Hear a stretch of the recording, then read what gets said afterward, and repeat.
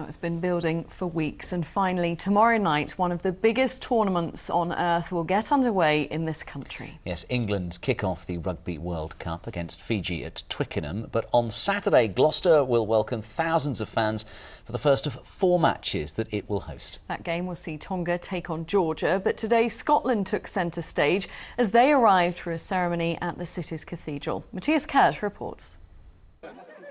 Gloucester was awash with kilts and excitement, thrilled to be hosting one of the World Cup's home nations.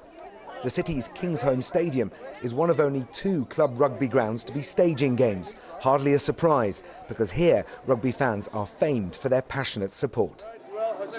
People have been really enthusiastic ever since we got granted that host city status, but that enthusiasm is building still, and I'm sure that will continue to be the case throughout the matches that we're hosting. The bars and the pubs will all be watching it, the places will be filled up every game, so wherever people go it'll be a massive social event and thoroughly enjoyable, I should imagine. Scotland's chances of making sporting history in this tournament are unlikely, but inside the medieval cathedral they were afforded a winner's welcome. First, they listened as Isbourne Valley School from the Forest of Dean sang what will become a familiar anthem.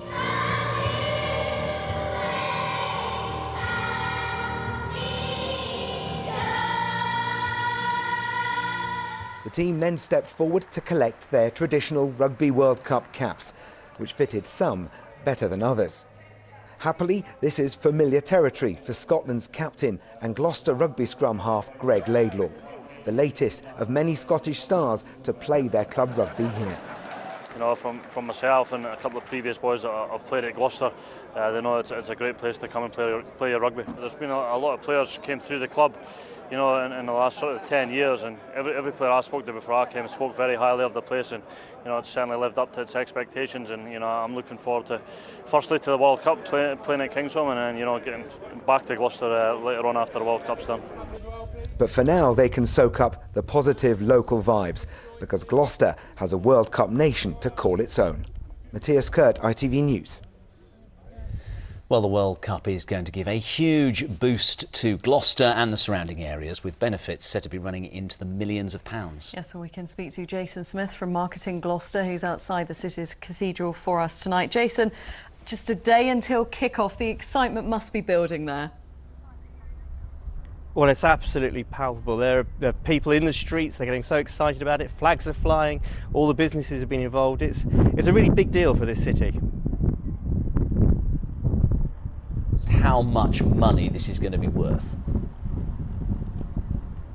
Well, I think that if we look at the recent Ernst & Young report, it says that it will bring about £48 million worth of investment to the city in terms of to businesses, to hospitality industry, the whole sector. And we're already seeing the fruits of that. I'm guessing, Jason, there aren't many hotel rooms left around the area, and I'd imagine that prices are pretty high if there are any left. Well, no, in fact, for about a year now, the dates around the matches have been full, so there are not really very many there. And I think if you're going to try and come down, you might find that the prices are a little bit elevated. But of course, you know, it's a day visit for many people, so I recommend that just come on down to the city. That there's plenty of extra trains and buses being laid on. And what about the media coverage then across the world that Gloucester's going to receive?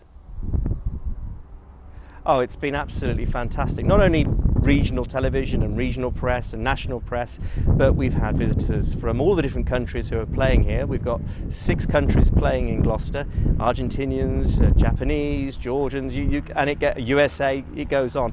And so, for a small city, we've had an enormous exposure. So it's going to be a great thing for us. And of course, too, all those people coming from those countries to watch their teams, that must be good for the city too. Oh, it's absolutely fantastic, and we're giving them a really warm welcome. So all the people who are coming here, we've had over £100,000 worth of training to train the people in the city how they can deal with our foreign guests, and the flags are flying for each of those cities that are there. So I'm sure that they're going to really enjoy their time in here, which is a place where we may not be the actual historical home of rugby, but I really think that Gloucester's probably the spiritual home of rugby. And I was just going to say that if people were watching from Leicester or Northampton, they'll be thinking, well, they'll be crying into their beer, frankly, won't they? What would you say to kind of sum up why Kingsholm has got this huge honour? Well, Kingsholm is, the people of Gloucester are so passionate about their rugby, and also the City Council has been very determined to really put all their efforts behind it.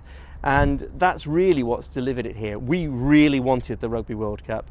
We were really happy to put the resource behind it. And actually we're reaping the rewards from that. And I think that's what's making it such a success for Gloucester. Well, fantastic. Well done to everybody involved in securing it. It is going to be fantastic. Jason Smith, thank you very much indeed for talking to us.